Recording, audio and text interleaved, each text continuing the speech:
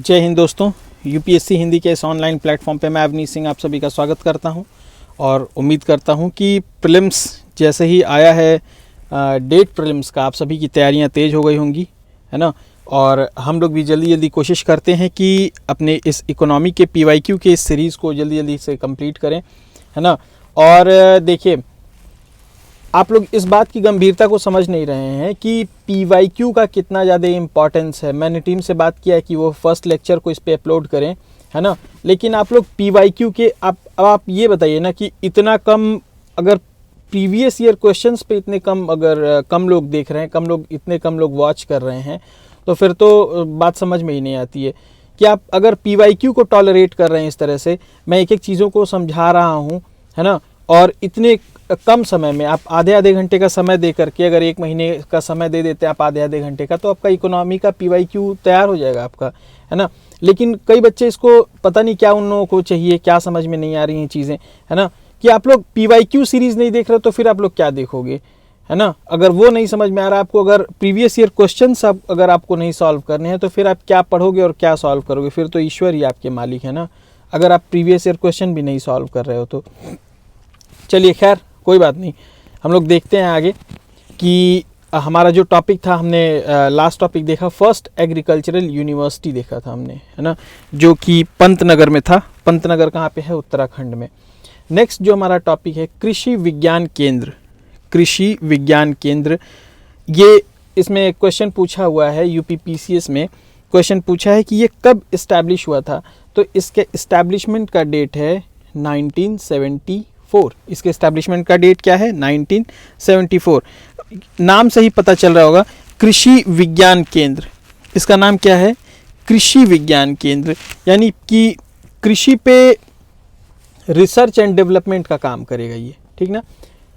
आगे है national agricultural innovation project. National agriculture innovation project ये कब लाया गया? 2006 में लाया गया ये, ठीक है ना। ये कब लाया गया? 2006 में लाया गया। और ये एग्रीकल्चरल रिसर्च में क्या इनोवेशन किया जा सकता है, किन दो नए जीन्स को मिलाकर के कोई नए तरह का क्रॉप डेवलप किया जा सकता है। क्या कहते हैं कि हमारे जो ये हैं, जो मिट्टियों को किस तरह से और उपजाऊ बनाया जा सकता है, कृषि भूमि को किस तरह से और उपजाऊ बनाया जा सकता है, इन सभी चीज़ों पे जो इनोवेशन लाए जाते हैं, उसके लिए एक नेशनल एग्रीकल्चर इनोवेशन प्रोजेक्ट लागू किया गया। वो कब लागू किया गया? 2006 में। कब लागू किया गया? 2006 में। नेक्स्ट है Indian institute of vegetable research. Indian institute of vegetable research, यानी कि वो भारतीय इंस्टीट्यूट जो सब्जियों पे रिसर्च करता है, वो कहाँ पे स्थित है? तो इसका आंसर है वाराणसी। वाराणसी। आप राइटिंग पे मत जाइएगा, है ना, आप अपने काम से मतलब रखिए कि आपको आंसर मिल रहा है कि नहीं मिल रहा है। आप इसको, सबसे बड़ी चीज़ ना, कि आप इसको ऑडियो की तरह से भी सुन सकते हैं, कि कान में हेडफोन लगा लिया और आधे घंटे कहीं टहलते हुए चाय पानी पीने जा रहे हैं आप, या फिर कुछ नाश्ता पानी भोजन कर रहे हैं, है ना, या फिर कहीं गाड़ी में बैठ के ट्रैवल कर रहे हैं, तो आप इसको कान में लगा लिए और आपका पीवाईक्यू धीरे धीरे तैयार हो गया आपका, है ना। इसका सबसे बड़ा यूटिलाइजेशन तो यही है, ठीक। नेक्स्ट क्या है?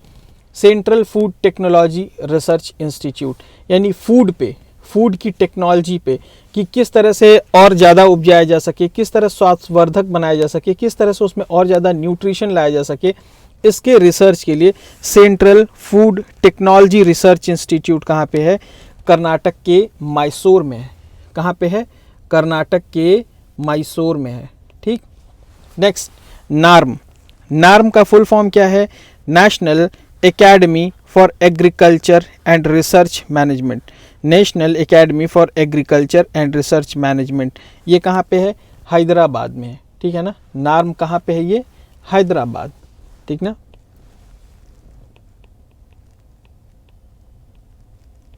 Next, headquarter of international potato centre. Headquarter international potato centre का हेडक्वार्टर कहाँ है? लीमा। लीमा में है। और लीमा जो है कहाँ पे है? लीमा, LIMA, लीमा, ये कहाँ पे है? पेरू की राजधानी है ये क्या है? पेरू की राजधानी है ये। नेक्स्ट, FRP और MSP, ये दोनों क्या है? अब ये क्या है? ये FRP और क्या है एमएसपी। भैया कहते हैं कि गन्ने पे एफआरपी लागू होगी, लेकिन बाकी चीज़ों पे तो एमएसपी लागू होगी। तो ये एमएसपी क्या है? एमएसपी का फुल फॉर्म है मिनिमम सपोर्ट प्राइस। एमएसपी का फुल फॉर्म क्या है? Minimum support price. अब ये मिनिमम सपोर्ट प्राइस क्या है? यानी कि आप ऐसे समझिए, जैसे सोचिए कि आप एक किसान है ना, आप चलिए एक आप किसान हैं, ठीक, और सपोज़ कीजिए कि आपका कोई किसी कृषि में आप किसी चीज़ की भी कृषि कर रहे हैं, है ना, जिसमें आपको ये पता ही नहीं है कि ये बिकेगा कितने में, ये कितने में बिकेगा। तो कहीं ना कहीं आप हतोत्साहित होंगे कि मुझे इस चीज़ की खेती करनी चाहिए या नहीं करनी चाहिए, ठीक है ना, मुझे इस चीज़ की, धान की, गेहूं की, मुझे खेती इस बार मैं करूं कि ना करूं, कहीं मेरी लागत ही ना डूब जाए, कहीं ऐसा ना हो कि पता चले मेरी लागत अगर 100 रुपये की है तो मुझे पता चले कि 80 रुपये ही मिलने लगे, ठीक। तो उस जो कृषि सीज़न, जो एग्रीकल्चर सीज़न आने वाला होता है ना, उसके पहले ही गवर्नमेंट क्या करती है, मिनिमम सपोर्ट प्राइस लॉन्च कर देती है, एमएसपी लॉन्च कर देती है। उसमें क्या बताया जाता है कि जैसे सपोज़ कीजिए कि आपने अगर गेहूं बोया, तो गेहूं को कम से कम इतने रुपए कुंटल पे हम लेंगे। सरकार क्या करती है, कम से कम कि मिनिमम तो हम इतना रुपया आपको देंगे ही, ठीक ना। तो वही क्या होती है, मिनिमम सपोर्ट, यानी कि सपोर्ट करने के लिए प्राइस, क्योंकि कम से कम मिनिमम तो इतना मैं आपको दूंगा ही। तो कृषक जो है, जो फार्मर है, वो क्या है, इस बात के लिए निश्चिंत हो जाता है कि ठीक है, हाँ, मेरी अगर 100 रुपये की लागत है तो सरकार बोली है कि मैं आपको 140 रुपये दूंगी या दूंगा। तो ठीक ना। तो क्या होगा कि अब आप जाएंगे मार्केट में अगर पूछेंगे आप जाके सेलर से, जो मतलब वो तो सेल करेंगे कहीं और, जो आपके लिए जो बायर होंगे, आप उनके पास जाएंगे, पूछेंगे कि भैया सपोज़ कीजिए कि आपके 100 रुपये लग गए गेहूं 1 कुंटल उगाने में। 100 रुपये में 1 कुंटल नहीं होगा, मैं उदाहरण बता रहा हूँ। 1 कुंटल गेहूं उगाने में आपके 100 रुपये खर्च हो गए, या मान लीजिए 1000 रुपये खर्च हो गए। तो अब 1000 रुपये खर्च हो गए, एमएसपी समझिएगा, 1000 रुपये खर्च हो गए। तो अब आप सपोज़ कीजिए कि सरकार बोलती है कि हम 120 रुपये देंगे पर क्विंटल। क्या करेंगे, कितना देंगे, मैक्सिमम 120, मतलब 1200 रुपये देंगे, ऐसे समझिए। 1000 रुपये, मैं 100 रुपये पे, सॉरी 100 रुपये पे कैलकुलेट कर रहा था, ये 1000 रुपये पे सरकार बोलती कि हम आपको 1200 रुपये देंगे, ठीक ना, 1200 रुपये देंगे सरकार बोलती है आपको, ठीक ना। तो आप 200 रुपये का आपको लाभ मिल रहा है। सपोज़ कि आप मार्केट में जाएंगे इसके बाद कि भैया तो हमारा 1 कुंटल गेहूँ कितने पे लोगे, तो बोलेगा सपोज़ कीजिए कि 130 रुपये या 135 रुपये कुंटल, या 1350 रुपये, सॉरी बार 100 आ जा रहा है, 1350 रुपये हम देंगे। 1000 रुपये पे हम आपको 1350 रुपये कुंटल देंगे। अगर 1350 बोलता है तो आप कहाँ बेचोगे, आप यहाँ बेचोगे मार्केट में आके। लेकिन सपोज़ कीजिए बोलता है कि हम आपको 1100 रुपये ही देंगे, तब क्या करोगे, तब आप जा करके सरकार को कि भैया मिनिमम तो हमको इतना मिल रहा है। तो क्या होती है, फार्मर इससे क्या होता है, उसको प्रोत्साहन मिलता है उसको, ठीक है ना, कि आप गेहूं को उगाएं, ठीक। नेक्स्ट है एफआरपी। तो आप पूछोगे मेरे से कि सर गन्ने पे एफआरपी क्यों है, एमएसपी उस पे भी हो सकता था। तो ये है कि गन्ने को और ज़्यादा प्रोत्साहन देना है, गन्ने को और ज़्यादा प्रोत्साहन देना है गन्ना उगाने के लिए। तो उस पर fair and remunerative prices, fair price उस पर आपको मिलता है, ठीक ना। यानी कि एमएसपी से ज़्यादा होता है वो, यानी कि जैसे एमएसपी का कुछ परसेंटेज होगा कि एमएसपी मिनिमम सपोर्ट प्राइस होता है, एफआरपी होता है कि फेयर प्राइस देंगे आपको, हम लाभ भी देंगे, है ना। यानी कि आपको ठीक ठाक, आपका अगर सपोज़ कीजिए कि 1000 रुपये का गन्ना है, सपोज़ कि आपकी लागत आई है, तो यहाँ पे ये क्या बोलेंगे कि हम आपको 1400 या 1500, मतलब ठीक ठाक अमाउंट में, यानी फेयर प्राइस, ताकि आपको क्या हो, प्रॉफिट हो, आपका यहाँ पे प्रॉफिट चाहती है गवर्नमेंट। तो आप क्या करोगे कि कहीं ना कहीं अपने खेत में एमएसपी वाले क्रॉप की जगह कहीं ना कहीं एफआरपी वाले क्रॉप को बोना चाहोगे आप। तो गवर्नमेंट क्या करेगी, इसको, गन्ने को प्रोत्साहन देगी गन्ना उगाने के लिए, ठीक। तो ये किस पे एमएसपी एफआरपी किस पे है, गन्ने पे है, ठीक ना, गन्ने पे है एफआरपी, ठीक ना, शुगर केन जिसको आप बोलते हैं। Next procurement price. नेक्स्ट क्या है, प्रोक्योरमेंट प्राइस। अब ये प्रोक्योरमेंट का मतलब लेना होता है, ठीक है ना, यानी कि सरकार जिस दाम पे आपसे खरीदती है, यानी फार्मर्स से, ठीक। सपोज कीजिए एमएसपी 1000 रुपये आपकी लागत लगी, एमएसपी उसने बोला था कि मिनिमम सपोर्ट प्राइस की कम से कम मिनिमम तो हम इसका आपको 1300 रुपये देंगे ही, सपोज कीजिए बोला था मिनिमम तो 1300 रुपये देंगे, लेकिन बाद में गवर्नमेंट क्या करती है, इस पर 1310 रुपये देती है पर क्विंटल पे। ठीक, तो ये एमएसपी तो बोली थी कि 1300 रुपये देंगे, मिनिमम तो हम इतना रुपए आपको देंगे ही, लेकिन वो देती है कितना, 1310 रुपये। तो ये क्या हो गया आपका प्रोक्यूरमेंट प्राइस की, जितने एक्चुअल रेट पे वो खरीदती है। नेक्स्ट क्या हो गया, कैश क्रॉप। कैश क्रॉप वो क्रॉप होते हैं जिनको आप उगाते ही आपको क्या करें कि आपका तुरंत कन्वर्ट होने लगे वो पैसे में, है ना, बहुत जल्दी वो इन कैश हो जाए वो, ठीक है ना, वो बहुत जल्दी इन कैश हो जाए, बेच के आपको तुरंत उसका पैसा मिल जाए, ठीक है ना, और पैसे के कमाने के मोटिव से ही उसको उगाया जाता है। जैसे कॉफ़ी, है ना, जैसे क्या है कॉफ़ी, टी, ये सारी चीज़ें क्या हैं, कॉफ़ी, टी, कॉटन, है ना, शुगर केन, पीनट्स, इसमें कौन कौन से क्रॉप हैं वो आप नोट कर लीजिए। तो सबसे पहला टोबैको,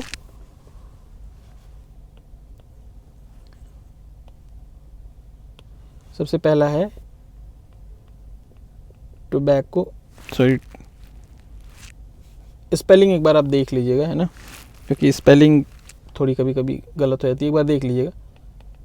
कॉटन, नेक्स्ट है इसके बाद टोबैको, दूसरा हो गया कॉटन, तीसरा हो गया रबर, फिर कॉफ़ी, रबर COFFEE, कॉफ़ी हो गया। उसके बाद कॉफ़ी के बाद ये चारों क्या हो गया, tobacco, cotton, rubber, coffee, peanuts, oil seed and T. Peanuts, oil seeds and T, इतने सारे, coffee, T, rubber, cotton, tobacco, peanuts और ऑयल सीड, इतने सारे क्या हो गए ये आपके कैश क्रॉप। तो देता है निम्न में से कौन सा कैश क्रॉप नहीं है, है ना, देता है निम्न में से कौन सा कैश क्रॉप नहीं है। तो आप इतना अगर कैश क्रॉप रखोगे तो अगला आप टिक लगा लोगे, है ना। नेक्स्ट है long term agricultural credit is provided by, कि लॉन्ग टर्म के लिए एग्रीकल्चरल क्रेडिट किसके द्वारा दिया जाता है, यानी एग्रीकल्चर पे आपको लोन किसके द्वारा दिया जाता है लॉन्ग टर्म के लिए। तो लोन दो तरह से मिलता है एग्रीकल्चरल लोन, है ना। पहला कोऑपरेटिव बैंक देती है, दूसरा लैंड डेवलपमेंट बैंक देती है, दो बैंक देती है। पहला कौन देता है, कोऑपरेटिव बैंक, और दूसरा लैंड डेवलपमेंट बैंक। आप मेरे से पूछोगे सर ये कोऑपरेटिव बैंक क्या है ना, नाम से ही पता चल रहा है।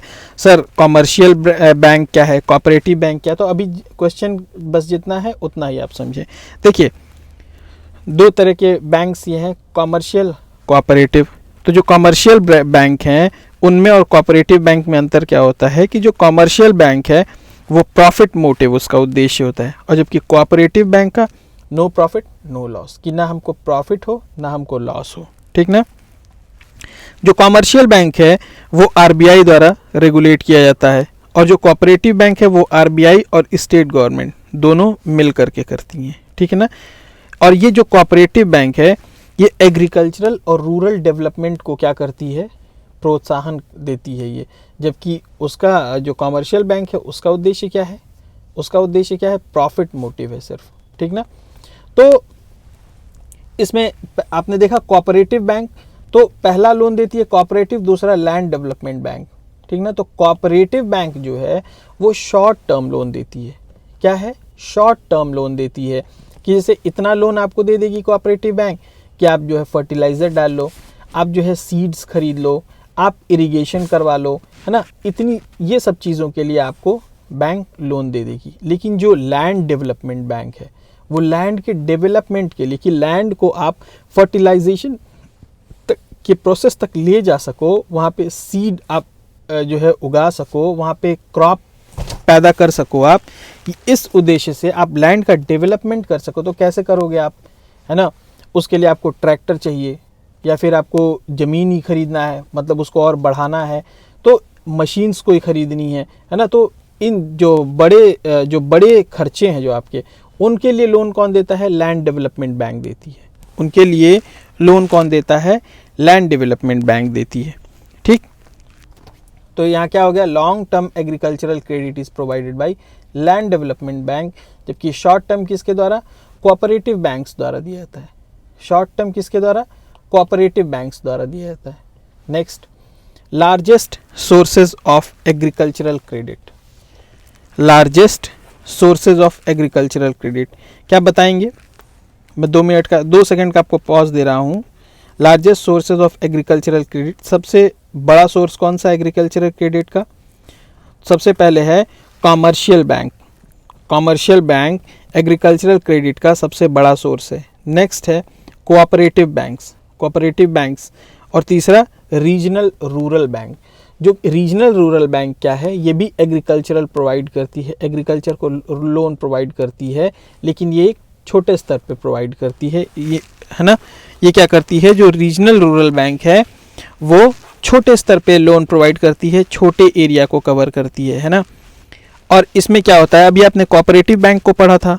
कोऑपरेटिव बैंक में कैसे रेगुलेट होता है? आरबीआई और स्टेट गवर्नमेंट दोनों मिलकर के रेगुलेट करती हैं। लेकिन जो रीजनल रूरल बैंक हैं, जो रीजनल रूरल बैंक हैं, उनको कौन रेगुलेट करता है? उनको आरबीआई प्लस नाबार्ड। नाबार्ड क्या है? एक रेगुलेटिंग एजेंसी है, अभी आगे बताता हूँ नाबार्ड क्या है ना। आरबीआई और नाबार्ड दोनों मिल करके इसको रेगुलेट करती हैं। और इसको ओन कौन करता है? यानी कि जो क्रेडिट प्रोवाइड किए जाते हैं आरआरबी द्वारा, वो कैसे प्रोवाइड किए जाते हैं? वो आरआरबी को एक रेशियो में प्रोवाइड करती हैं central bank, central government, state government और स्पॉन्सर बैंक होती है इसकी, है ना। सेंट्रल गवर्नमेंट और स्टेट गवर्नमेंट और स्पॉन्सर बैंक, ये तीन मिल करके स्पॉन्सर करती हैं किसको? रीजनल रूरल बैंक को, ठीक है ना। इनका हिस्सा क्या होता है? 50, 15, 35, 50:15:35, 50, 15, 35 इस रेशियो में सेंट्रल गवर्नमेंट, स्टेट गवर्नमेंट और स्पॉन्सर बैंक इनको पैसे देती है। किसको? आरआरबी को, ठीक। नेक्स्ट है नाबार्ड। अब नाबार्ड क्या है? इसकी स्थापना 1982 में की गई थी। आरआरबी की स्थापना 1976 में की गई थी, ये बात ध्यान रखिएगा आप। नेक्स्ट है नाबार्ड। नाबार्ड क्या है? इसकी स्थापना 1982 में की गई थी, ठीक है ना। इसका फुल फॉर्म है national bank for agricultural and rural development. क्या है? National bank for agricultural and rural development. ये एक रेगुलेटरी बॉडी है जो रेगुलेट करती है, ठीक है ना। अभी आपने देखा ना कि आरआरबी को ये कैसे रेगुलेट कर रही है, ठीक। तो ये एक रेगुलेटरी बॉडी है, समझ में आ रही है बात आपके।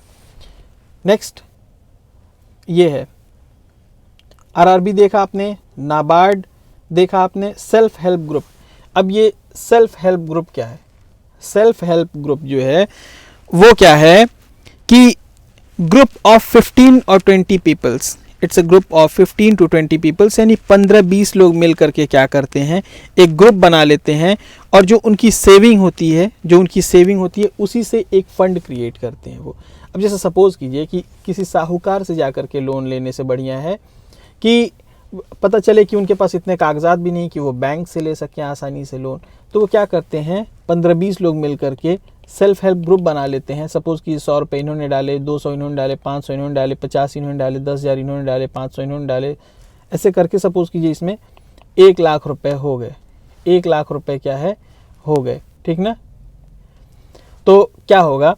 अब 1 लाख रुपए में सपोज कीजिए कि ये ABCDEFGH ऐसे मान लीजिए सपोज 20 लोग हैं। अब सपोज कीजिए 5th जो पर्सन है उसको इस बार 5th और 7th जो इसमें पर्सन है उनको 20-20 हज़ार रुपये चाहिए। तो इसमें से 20,000 और 20,000 रुपये इनको दोनों लोगों को दे दिए जाएंगे, ठीक।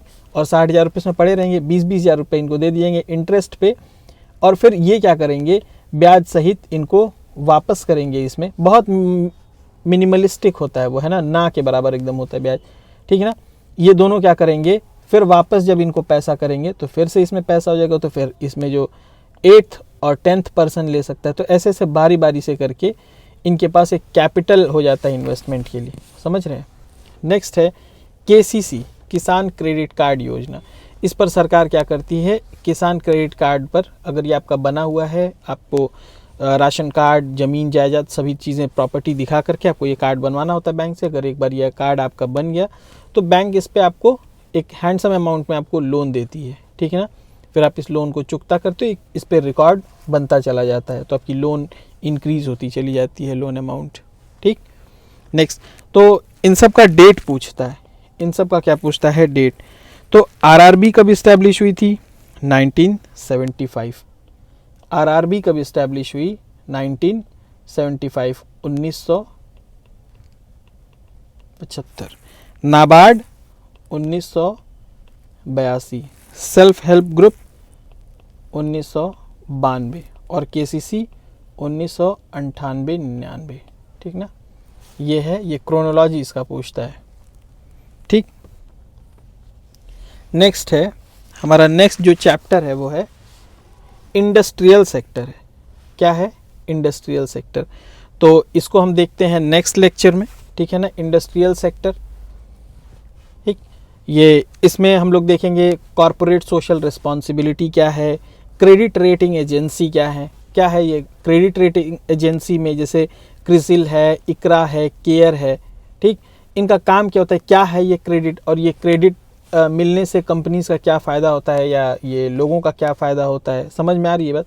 तो नेक्स्ट चैप्टर में हम लोग ये देखेंगे ये सारी चीज़ें। ठीक, तो आज के लिए इतना ही, और नेक्स्ट वीडियो में मैं एक काम करूंगा कि लास्ट जो क्वेश्चन जो मैंने पढ़ा दिए हैं ना कॉन्सेप्ट के साथ, तो वो थोड़ा टाइम लेकर के हमने पढ़ाया हुआ है उन चीज़ों को। ठीक, उन चीज़ों को क्या किया हुआ है हमने, थोड़ा टाइम लेकर के पढ़ाया हुआ है।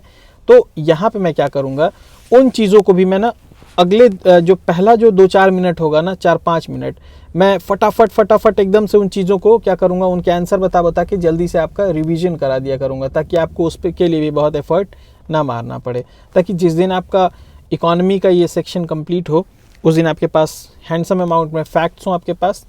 और अगर आप ये PYQ कर लेते हैं और करंट कर लेते हैं, ये दो चीज़, तो इकोनॉमी के लगभग 90% क्वेश्चन आपसे अटैम्प्ट हो जाते हैं। तो इकोनॉमी से करंट और स्टैटिक मिला करके लगभग आपके 30 के आसपास क्वेश्चन आते हैं, है ना। 30 मतलब 25 से तो ऊपर ही, 25 से 30 के बीच में वैरी करते हैं। आपको लगते हैं कि वो करंट के हैं, लेकिन वो इकोनॉमी के ही होते हैं। बहुत सारे क्वेश्चन ऐसे हैं, ठीक ना। तो 10-12 तो सीधे सीधे ऐसे रिपीट हो जाते हैं, और करंट में लगभग 30-35% क्वेश्चन अकेले इकोनॉमी से ही आते हैं। और उसमें भी ये जो दो चैप्टर हैं, एग्रीकल्चर सेक्टर और industrial sector, agricultural industrial sector, और फिर क्या कहते हैं ये नेशनल इनकम, बैंकिंग, ये 3-4 जो टॉपिक्स है ना, इनसे तो बहुत ज़्यादा क्वेश्चन मतलब पूछता है ना। तो ये सारी चीज़ें आपको ध्यान रखनी है। तो ये आप कैसे पता चलेगा आपको, जब आप PYQ सॉल्व करेंगे तभी। चलिए आज के लिए इतना ही, thank you and have a nice day.